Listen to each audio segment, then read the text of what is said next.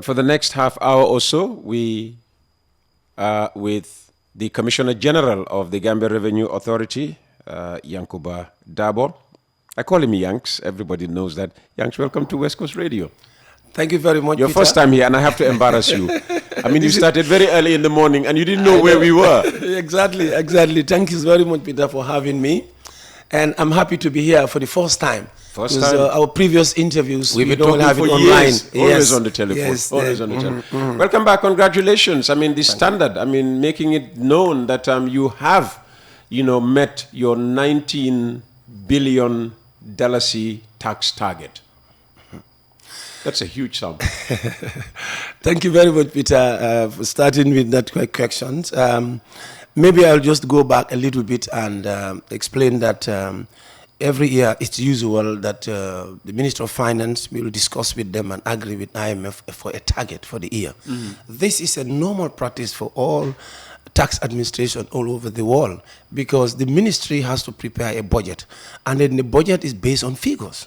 And these figures, you have to have the domestic revenue. And it's good to tell people that this is normal practice. It's a normal practice. It is not unique to GRA that the government says this is what we want this year. Yes, this is a normal practice globally. And as such, around the end of every year, the ministry will agree with GRA in consultations with IMF, and then we agree with the target. And as you can see, the GRA targets year in, year out is going up. Of course. But because of the works that we are doing, with God's help and the help of the population, every year we get more than the target that is given to us. So last year, we were given a target of 19.2 billion. And as we speak now, we've collected over 19.6 billion. It's over 500 million on top of that. And that is before the middle of the month, December. So you can see, you can guess how much we are going to collect at the end of the year. So 20 is attainable? More, certainly, undoubtedly on that, As we speak, today is the 10th. We're already 19.6 billion. Oh, wow. So obviously... and on average, how much comes in on a daily basis? That would give us an idea of what to expect in the next 21 days. The collection patterns differ. Like the beginning of the month sometimes is a bit slow. And when we talk about billions, millions, somebody may think that, we just go and get billions at one go and come. No, it starts with zero. For example, by the end of the month, we are zero. You come up on the first of the month, probably you'll have only 5 million. And then it builds up on that, 10 million, 20 million, until maybe first week or first 2 weeks of the month, then we'll have 1 billion. So it goes on like that gradually. So because this collection is coming from different, businesses and individuals. So we build from zero, and then we move until we clock billions that we normally collect. And when does it start to be concerning? Well, you move from zero maybe to 5, by the 27th.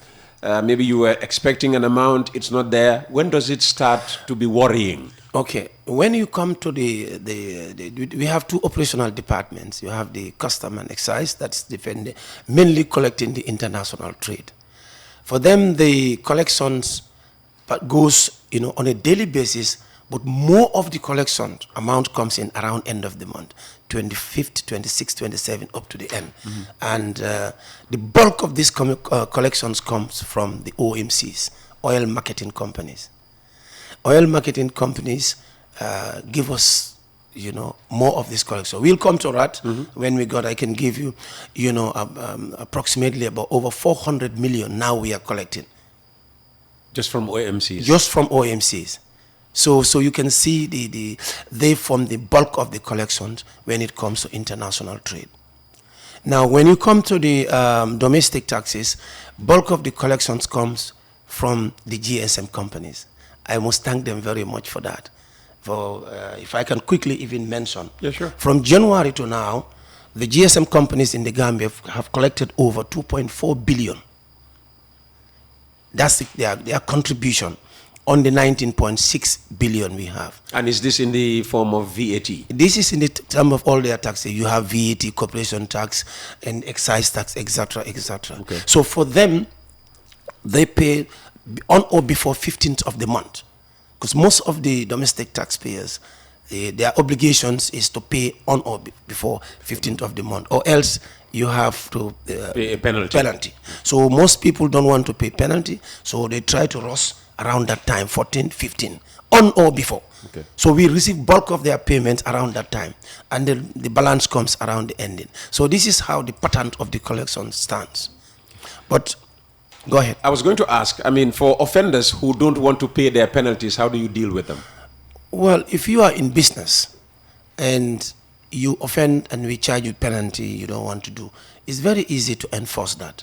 First, the domestic taxes and the customs, we are all one GRA. We work together. So every taxpayer has a TIN number. And what we do is we use the Asikuda system, which is a very good enforcement tool. And if it is Peter Gomez, we'll just switch you off from our system.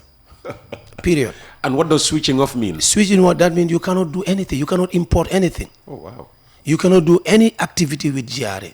If you touch the system, it tell you that no, you have to go and settle something. So it's a very easy way of enforcement. And that's what we do with most of the taxpayers. If you owe us, you don't want to, you are creating problems, we don't run after you. We just go to our system and switch you off and sit down and wait for you. And wait for you. Asikuda is a good policeman. Very, very, very, it's very good enforcement tool. Okay.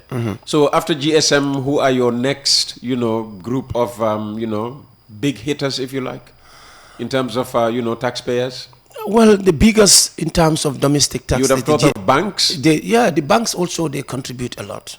The banks also, they contributed. Apart from the GSM, they are the next. Even if you can remember the last taxpayers award, I think it was the EcoBank that came to be the highest taxpayer. But that pattern changes. Maybe next taxpayers award, it will be a different company or different institution. By the way, very soon there should be a taxpayer. Yes, very soon. I think the Ramadan is what is really, we are battling with the month of Ramadan. Okay. Yes, which is coming early March, So we're working around that, working around. Okay. So maybe quickly in terms of revenue. Yes. In the month of October, we were able to collect over 2 billion. Again. Just for that single month. I mean, this is the year for 2 billion. 2 billion, exactly. Probably we'll go to 3. Yeah, well. As the way we are going. 2025. In terms of our reforms and everything, probably we'll go there. And one important thing you should also talk about is broadening the tax base, because we had a whole conversation on that here while you were in Rwanda. Yes, exactly. I will also come up with the Rwanda experience. But in the month of November, we also collect above 1.7 billion. Okay. And from January to date, if you put it together, that gives you almost end of November. And we collected 99% of our target. Our overall target for the year is 19.2 billion. But by end of November, we collected 19.1 billion. Oh, wow. So that's 99% of our target. Oh, wow. So that is why just the first week of December, we collected more than our target expected. Yeah, you needed only 100 million. We needed, which is just a day or two for us. A day or two? Yes. A million, a day or two for us to do. Yeah. So that is why we are able to do that. And certainly, the big collections are yet to come on the 15th and around the end of the month. Oh, wow. So we are very comfortable with our target. Well done. And it was a big problem when the target was initially set. You remember? Yes. From 15.2 to 19.2, 4 billion extra. And then when we had an interview, you did say that this is too high. I said yes. For me, I always believe that when we are given target, we agreed that we can, this is something we agreed. We don't cry too early. What we do, we give it a chance and try it for 6 months of the year and see. And in most cases, by the time we go to 6 months, we know that we see the light at the end of the tunnel, that we can make it. Absolutely. With the help of the reform. So you see, we collected 99% of the target, which is 19.1 billion. since our target is 92. By end of November. By end November. You're not talking of December collection. Now, if you look at what we do, we always compare and contrast and make our data, because whatever we do is based on facts. This is different from, you know, other narrative stories. These are factual figures. You know, if you look at January to November 2023, the total collection that we have at the time was 14.3 billion. Now, today, at the same period, the same 2024, we collected 19.1 billion. Means that we have, we got an excess of 4.7 billion. And if you compare last year and this year, this is the additional revenue that we have collected, which means that what brought in this excess is the key. You're talking of broadening the tax base. In this country now, we don't increase tax rates because you cannot go further than what you have already. So all that we are doing in consultation with Minister of Finance is broadening the tax base and bringing in reforms to block the leakages in the tax system. And that's what we are doing, and that's what we'll continue doing. Right now, because of those reforms, this is why we have extra 4.7 billion extra tax if you compare it to last year. At the same time, we have 14.3 billion. Now we are 19.1 billion. That is a difference of 4.7 billion. So this is all due to the reforms that we are doing. And we hope and pray that these reforms will be something that we will have to do in 2025, 2026 upwards. Among some of the reforms, if you remember, the ASICUDA. Yes. In terms of international trade, ASICUDA is #1. It is really a very good tool. It makes trade facilitation as well as it secured revenue, and it's also an enforcement, a very good enforcement tools with us. So that is stabilized now, the ASICUDA. The ASICUDA plus the other areas that we do when you talk about SICPA. And we have 3 components: excise, tax stamp, digital traceable excise tax stamp. I think around you see all the water bottles now. You see all the canned drinks, alcohol, they're all now. So now there is no more talk. The biggest problem we have in terms of challenge, whenever you bring a new system to the country, resistance, and sometimes you have resistance in 2 sides. You people see only one side, that is resistance from the business community. But there is some resistance inside. Oh wow! Yes, we do, because some of the staffs will think that bringing this new reform they will lose their job, or they will not be doing what they are supposed to do, because reforms always bring efficiency and effectiveness in the system. So we have 2 resistance, outside and inside. And how do you deal with the internal? The internal, we keep training, keep talking. We call it change management. Counseling, if you like. Counseling, if you like. We keep counseling them, training them, to redeploy them to the other sections. So maybe to start with the excise, it brought in, it has 2 components too. You have the import excise and domestic excise.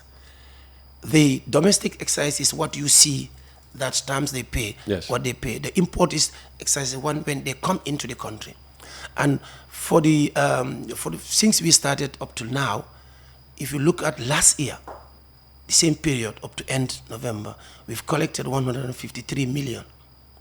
This year, from the starting to now, the collection amount to 383 million. Oh wow! This is close to 400 million excess. So you see that component of reform, what it brought, over close to 400 million, only that tax type. And that is not all, Peter. It also brought in, the excise tax also brought in a bigger market share. If you remember some of the previous interview, I said, what we are doing, these factory owners and importers are resisting, but we are helping them. Because we have realized that there is a lot of smuggling going on in the country. We have realized that there is a lot of under-declaration. So to address that situation, when we introduce the excise tax stamp, everyone who imports must get that tax, and we will know where it entered and who you are, because these things are traceable. So because of that, smuggling has minimized almost 90%, if Very there good. are. Very good. Because I cannot say 100%, but I can say up to 90%. And that has given the the owners, producers, a bigger share of the market. Our neighbors used to supply us. Everything comes in, everything, left, right, and center. You know, we are in the middle of Senegal, and the borders are porous. So you see all kind of drinks, all kind of alcohol, all kind of things before. But now, if you bring an alcohol, you want to sell it to a supermarket owner, he will say, where is your receipt? Where is your tax stamp? So if you don't produce those things, they said, no, we are not going to buy from you. Very good. So now the producers, local producers, have a bigger market compared to before. So the volume of import has increased. And that is also what resulted to this 400 million that we have collected only on this excise. And in addition to that also, these people that are producing here, before they were facing big challenge with the importers, so many importers of the product that we are producing in the Gambia. But now they also are telling us that the market is broad. Very good. We brought the system and we helped them. We helped the importers, that the producers that are here, giving them this big market space, helping them. We're still doing the enforcement.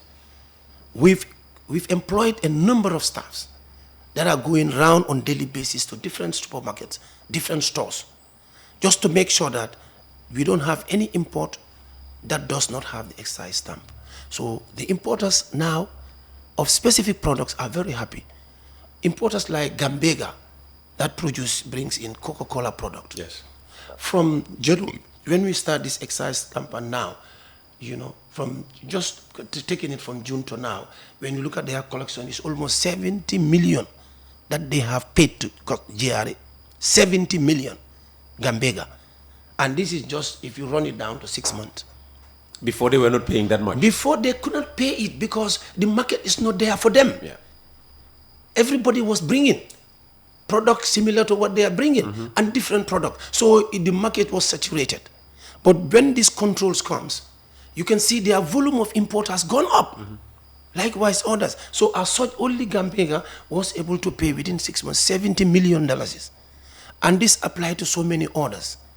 And that is why this excise stamp is very important. So the fears they had at the beginning that the excise stamp would add, you know, to the cost of the products and thus, you know, dissuade people from continuing to consume this product. All that disappeared. All that is unfounded now. Today, as we speak, if we want to stop this, they are the people who will come after us. I'm telling you.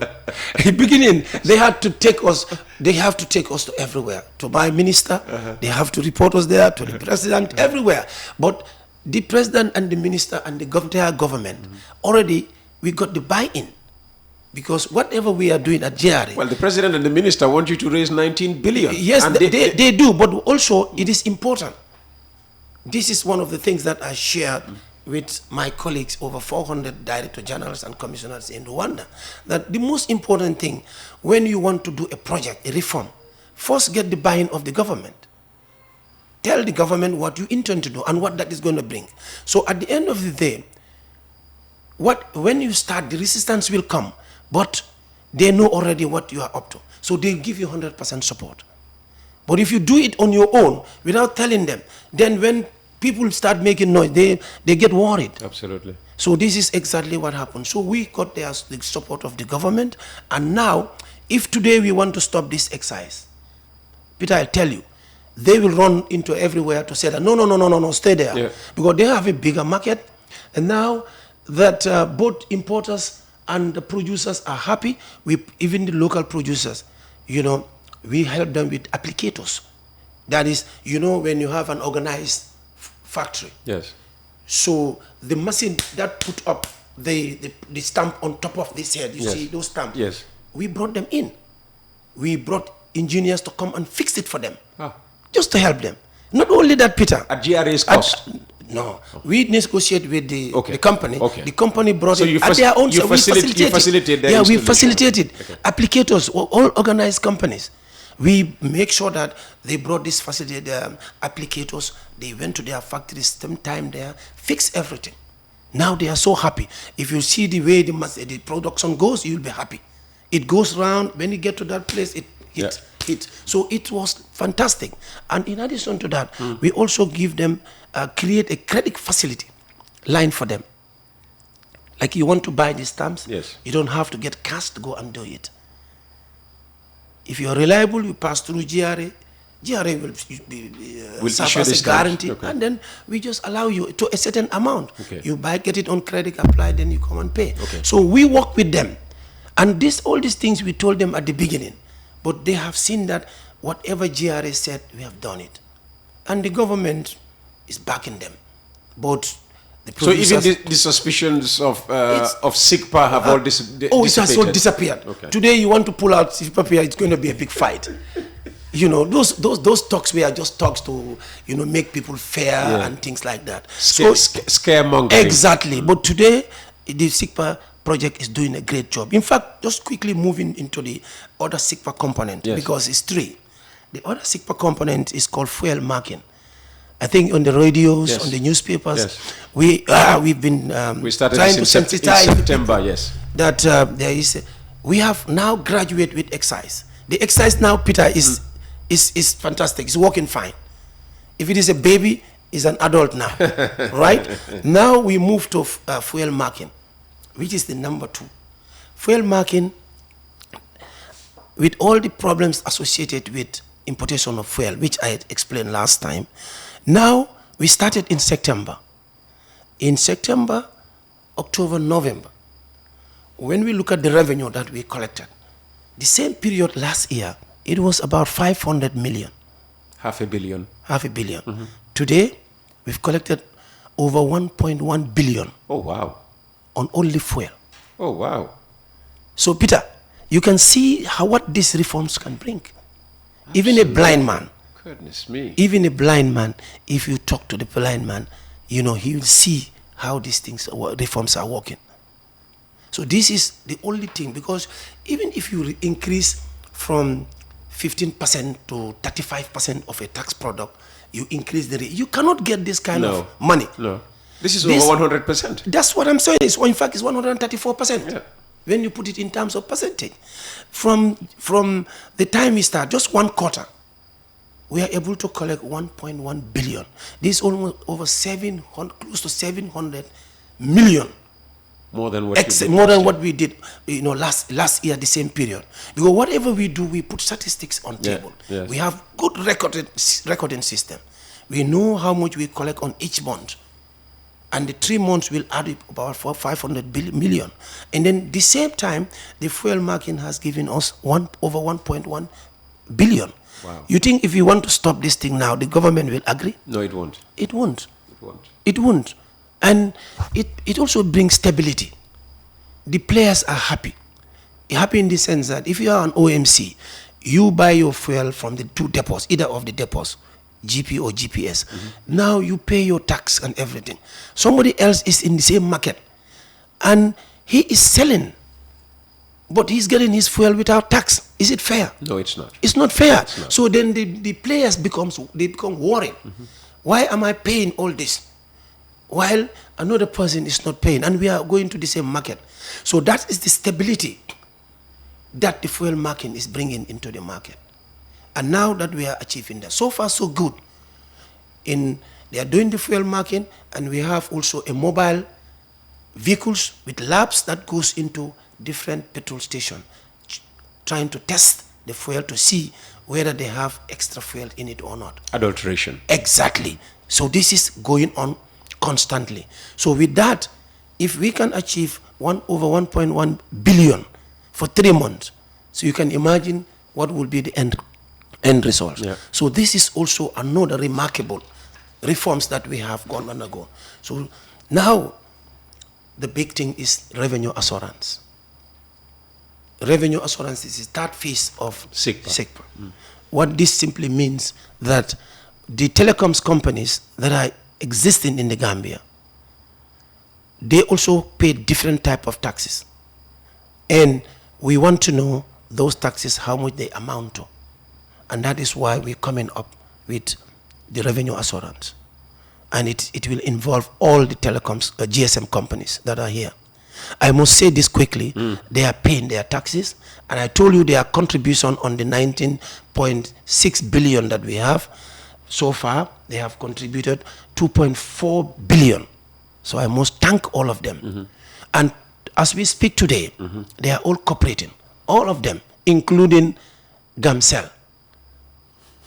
With Gamcell, they all cooperating in terms with all their struggles. Yeah, with all their struggles. They are all cooperating in terms of our reform process to establish the revenue assurance. So I thank them for that, because we cannot start the revenue assurance in a vacuum. We first have to collect certain data, and that data is coming from them. We get all those data.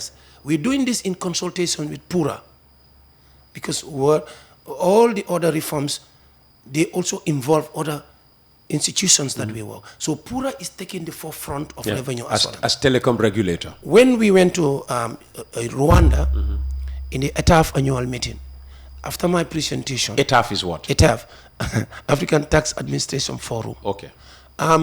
After my presentation, I also made arrangement to see the Director General of RURA. They call it RURA. We call it PURA here. Who accepted our invitation to have a study tour in their area. And he and his team did a presentation for us, live presentation, how this data works with the GSM companies, how the telephones work, how the mobile money transfers work. You see everything live. So your tax component is clearly stated. No doubt about it. And we were so happy, satisfied. And you'll be surprised, the same people who are doing the work, they are the same people who are here. And that is why sometimes you get surprised about some Gambians. Because when you don't know, you don't know. This world is globalized. The same people that are working there. I just step in, they start saying, Mr. Darboe, Mr. Darboe. Last time we were in Banjul, because we have several meetings with them. So these young boys, they all recognize me. We just step in, they just all of them come in. The engineers, they come. So the same company that is helping Rwanda to run the revenue assurance, you know, they are the same people. And this is SIGPA? This is exactly. Okay. So they are the same company that is, you know, coming over to here to do this. You know, this business, the way it goes is, SIGPA will also work with another company that has an expertise in this area of revenue assurance. Because there are a group of people who are very good in that. So they have their own company, and now SIGPA will work with them. Likewise, in the fuel marking, they will also get people who are competent in that, and they work with them. This is how it works. So the presentation, we were very satisfied. We have seen the live presentation. It was one of the conditions that we should have even done before. But thank God we had this opportunity, so we tried to kill two birds with one stone. So we had a good presentation, and the work is now going on, and all the GSM companies are cooperating, and they are helping to make sure that, because Peter, what we are doing is for posterity.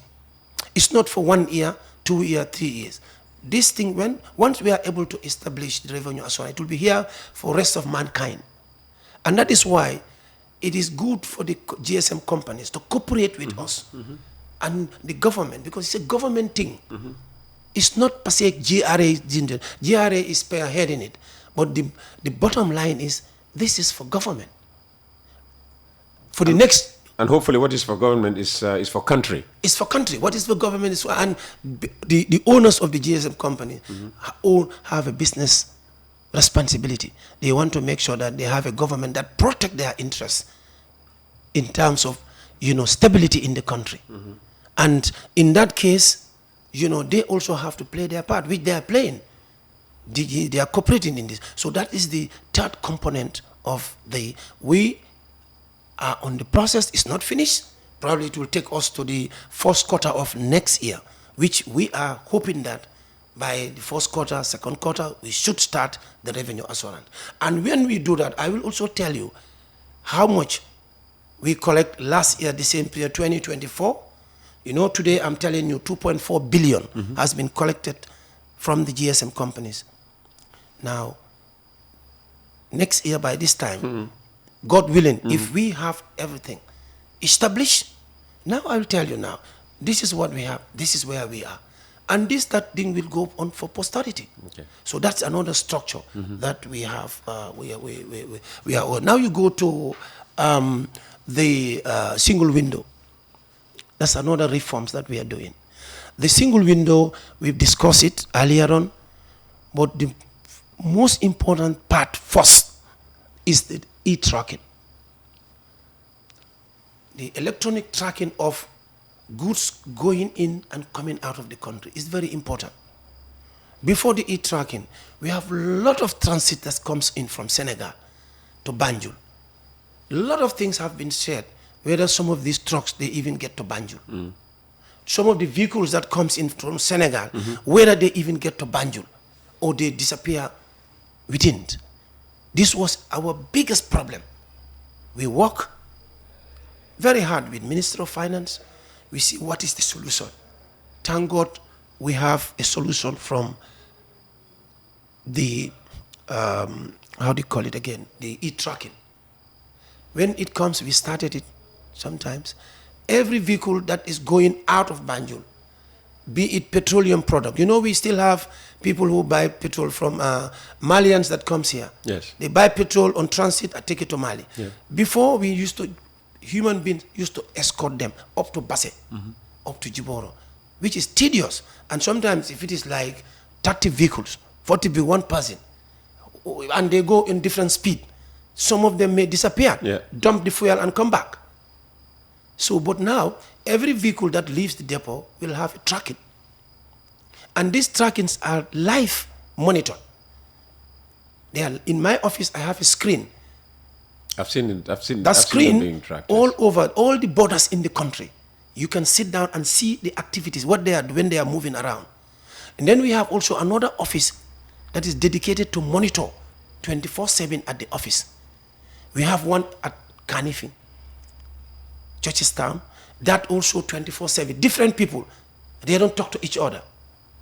Every vehicle that leaves here, they track it until the exit point. Every transit coming to Gambia is also tracked. That 24/7, it goes up to Banjul, hand it over to GRA, and then it goes. So this 24 hours service is going on for the e-tracking. That, Peter, that has minimized the issue of vehicles disappearing or dumping in transit. In transit, because that was something that used to be our biggest problem. Transit dumping, disappearing. But now, thank God to the e-tracking. That's history. So equally, all bonded warehouses. Here, when we talk about bonded warehouses, we have some stores that are given license to operate. They have goods from the port, they are dumped there, and they look for sales. It's a trade facilitation method. Okay. They look for sales outside, be it Bissau, Guinea, Mali, or etc. But when they are coming, they don't pay duty. When they are going on transit, they don't pay duty. They only do processing fee and eco levy. Now, but when they have customers in Banjul, they process customs entry and pay the quantity that is going. So that's a very delegated area. The e-tracking is helping us to track trucks from the seaport to their stores. Equally, if they are going on transit, they will be tagged again up to the border. So this is also, it is all geofence, all the areas that are going. So this is fantastic. It is also, this reform is also helping us greatly. It's helping us greatly. And the second component they did is digital way bridge. Digital way bridge, we place it at the seaport so that goods like the bulk cargo, starting from the rice, sugar, cement, flour, etc. These goods, their payment in terms of customs duty is based on weight. It's not the package or quantity or that. It's based on weight. Now, prior to the coming of the digital way bridge, if an importer has a consignment of vessel, he or she will declare that I have 20,000 metric ton. We don't have the means to verify at the end of the day whether exactly this 20,000 that is there. So you take it for granted that this is the 20,000. He or she will be basing piece payment on that. But now with the coming of the digital weigh bridge, every truck is weighed. The moment you start delivery, you will go through that bridge, and at the end of your delivery, your quantity is put aside. So if you have even 5 bags excess, it is detected, and then you will be liable to pay duty on that. And that's the essence of having that. That is in addition to the state-of-the-art scanner that we have at the port. That every container has to go through that. If you are normal dry goods, you have to go through a scanner, and then your container will be scanned to check what is there. And you go, if you have nothing much to declare, you go. And with the coming of the Asikoda wall, where you as an importer or agent, you have your invoice, your bill of lading, your document, you can sit at your convenient place, do your own declaration, process it, finalize it, even print it, and you just send it to the bank for payment. Now your container goes through a scanner, you pay. If your container has no problem, you'll just pay and then go. So this is all about trade facilitation. Yeah. So as far as the systems are concerned with the ports, that is also sealed. It's sealed for bulk cargos, is as well as sealed for the dry cargos. The scanner is for the dry cargo. The bulk, they have to go to the digital waste scale. This is all done through the single window system. And the platform also is created where you have different players will use that platform to do their work. This single window now will give you, pre-manifest data of the manifests that are coming. Ship movements, it will also indicate. And when the ships are coming for a number of months, they can tell you this and this and these ships are online. And then they can also give you the manifests that are coming online. So this is all on the platform of single window. So it's like the single window also is doing a great work for us. And these are some of the reforms that, we have, Peter. And when it comes to the domestic taxes, we have also we signed a contract to develop what we call a rental software, income software. Peter, we have a lot of properties that are going around here, particularly in the Greater Banjul area. But very few of them are paying their rental income. And it is not expensive. If the building is for commercial purpose, you only pay 15% of the gross amount. If the building is for domestic, like residents, you only pay 8%. But because normally human beings, being what they are, they don't want to depart with money. So it's very difficult to part with money.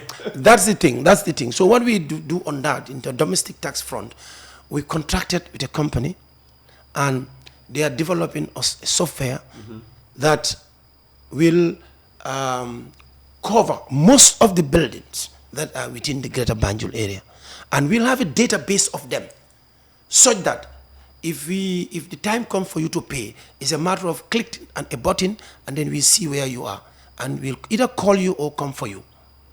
But to build that system, you need data. You need data from Ministry of Justice. You need data from area councils.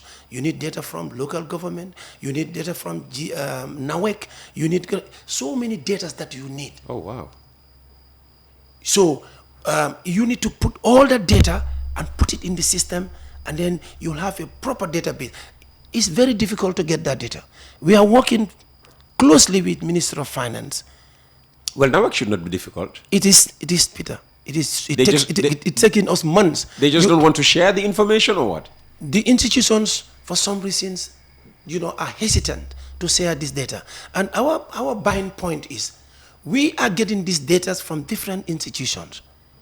And we prepare the data, we organize the data, make it a database. Tomorrow, somebody else, maybe from the councils, or from local government, or from justice, or from another ministry, may need that system. Absolutely. When you come, the system is here for the country. When you come, we will give you privilege to get what you want and also share with you. So, but to get this data is really difficult. Very, very difficult, Peter, I must tell you. That's shocking. We are struggling. We are using all means. Minister of Finance is sending letters every day to these things. We are talking to people, head of institutions, you know, including GBOS. We are talking to them because GBOS have a lot of data. So we are talking to them as well. And we need all these data to make sure that it's organized in a way that... Ordinarily, all that information should have been available at one place, GBOS, the Gambia Bureau of Statistics. It is not. No, some of them is not. So we need to have from local government, from Minister of Local Government itself, from municipalities, as well as Minister of Justice, you know, and, you know, we are doing that. Anyway, we are going. It's progressing. It's just slow to get these data, but, you know, we are going. I'm sure at the end of the day, we will get there. So once we get that system on, that will also help us a lot. As we speak, the same company has brought in some iPads, and they brought in some other facilities that the people at rental income are using right now to do the work. But we are yet to complete the process. And we hope that, you know, from first quarter of next year, we should be able to do that. And if that happens, that will also be a different ball game, completely. Fantastic. Because we will be able to have broadening, like your word, broadening to the areas that the ones that are not in our tax bracket, they are here and there, they will come now. We'll see them, and then they will also pay the fair tax of their taxes that they are supposed to pay. Now, quickly going to still in the domestic taxes, we also have the iTax. The iTax contract has been signed with a company called Sojima. And what we mean here by that is the system that we are using to collect revenue on the domestic taxes is called GamTaxNet. But that system is an analog system. Just like we have moved from Asikuda++, which is an analog, to Asikuda World, which is a web-based. We are now moving also from GamTaxNet to iTax. iTax is also a web-based system where the system can, once ready, can interface with Asikuda, with IFMIS system, with other systems. You know, GRA is involved in bringing reforms all the time. So we want to have a system where when we bring another system, it can interface, meaning they can see eye to eye if you were in terms of data transfer and data sharing.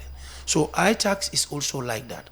And once iTax is in place, you will not even worry again coming to our office when you want to do your filing. You can just go through the system and do what we call e-filing. You can do e-payment and all the e's that are related to electronics payments. So this is also a system that we are on. The process is on. It's not finalized. We are this, but the developers are here. They are developing. So we are hoping that by maybe third quarter or second quarter of next year, we should see also light at the end of the tunnel. Not completely finished, but we can see some aspect of iTax, you know, starting, and then we move it on like that. So this is also something that we are also doing with the domestic taxes. Again, you know, these are some of the reforms that, you know, we are doing, and we have more that are coming. For example, we want to bring electronic receipting on VAT. It is on the process now. We've realized that VAT is an area, it's a tax line that a lot of people are collecting on behalf of GRA. But what happens actually is that those monies, are they remitting them to GRA? We have our doubts. So that is why now we want to bring up a system that we will have a software that will come to Peter Gomez's place. You have your own computer. All we have to do, our computer experts will come and download it into your system so that anytime you touch that machine, VAT component will come and we'll sit in our office and see how much you collect for that day. Supermarkets, we do the same. Other stores, businesses, we do. We don't even want to go into a situation where we will buy the computers for you or machines for you. We don't. We only have to deal with the software. Right? So that you come to you, what do you have? What do you use here in your business line to do your business transaction in terms of receipt? This is what you have. Then our expert will look at it. They work with you, download the system in it, and then you have a complete GRA office in you. So whatever activity you do, we see it. This is something that we are working on.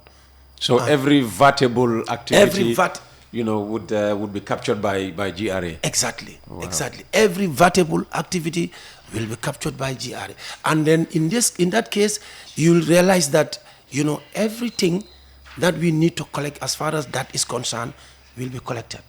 So there will be nothing like you collect 1 million and you remit 500,000. No, because we will this time around. It's not only one-sided business. You are collecting, we are seeing. So that reform also is coming very soon. We are still hoping that either first quarter or second quarter, we want to complete that deal and then deploy the system. Thanks. I'm enjoying this conversation, but my next guest must be waiting. But, people have been contributing. Good morning, Mr. Peter. Please ask CG, how come all the juice bottles sold in Bara Esau and all the surrounding areas are not produced in the Gambia and they have digital stamps? Even all those mini markets in Bara sell Senegalese drinks and some of the bottles are without stamps. This is from Boubacar Sano. Okay, thank you, Peter, for that corrections from outside. Yes. It doesn't mean that the digital stamp should be on only goods that are produced here. I told you, it also applies to imports. If you are an importer of such excisable goods, you have to come to GRA and apply it. We will get you on our register database, and anytime you want to import, you have to buy the stamp. Some of them, what they do, they buy the quantity and send it to their suppliers. There's those that have organized factory. They just send it to the supplier. The factory where they are producing it, the factory apply it, because this is not like, people should understand, Gambia is not inventing any wheel here. These are things that are happening in most countries in the world. Okay. If I may say, most part of East Africa is there. Okay. It's in Ghana here. It's in Sierra Leone here. So it's not like it's only starting from Gambia. Okay. But what we do, they come, if you are an importer, you come and buy and send it to your supplier. That's one option.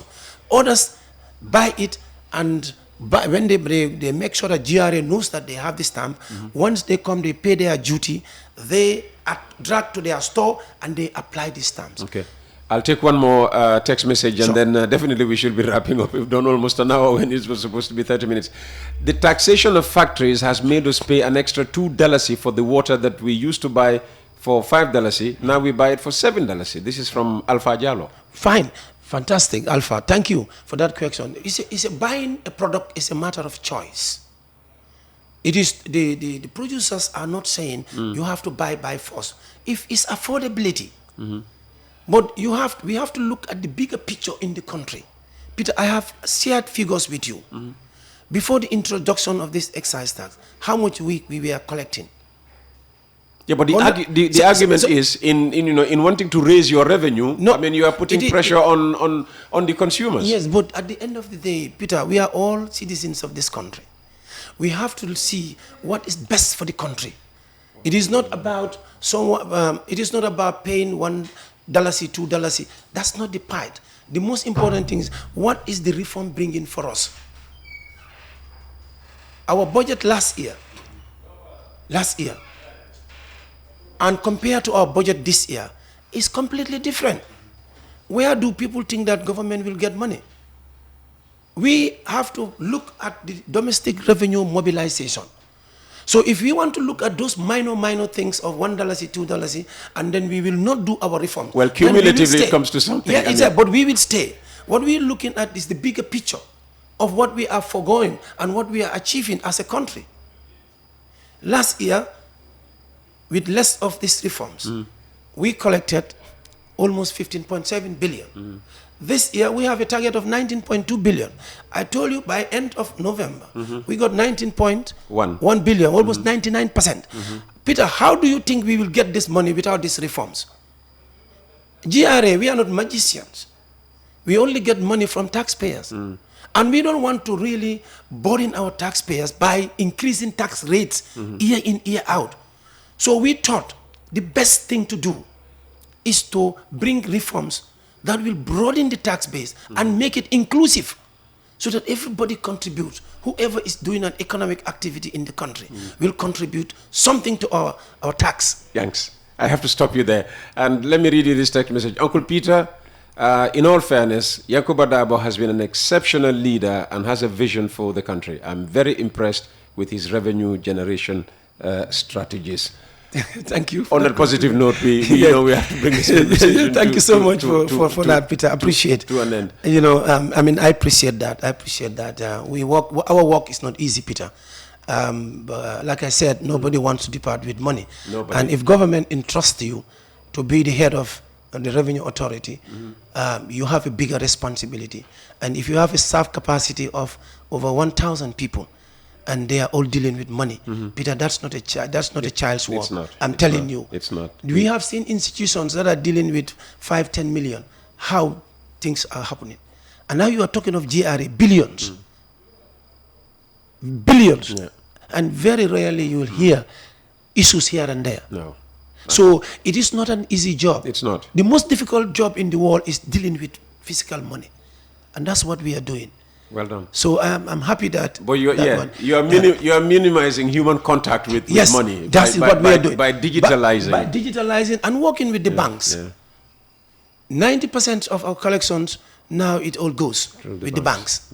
We work in all the banks. They collect the money on our behalf and send it to Central Bank. Yanks, thanks once again. I need to have a final word. Peter, do this to me. Well, I know our conversations are always interesting, but the final note is I want to seize this opportunity and thank Minister of Finance, who are our principal ministry. And also I thank the government entirely, including the President, for giving us the support. We may not be able to do all that we are doing, all this work, all this money, without the support of the President and the government. Because, Peter, it's very complicated. Our work is complicated. We have so many powerful people that we go after them to pay tax.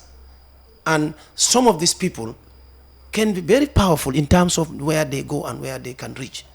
But with the support of our principals, the President and the Minister of Finance, we are what we are doing.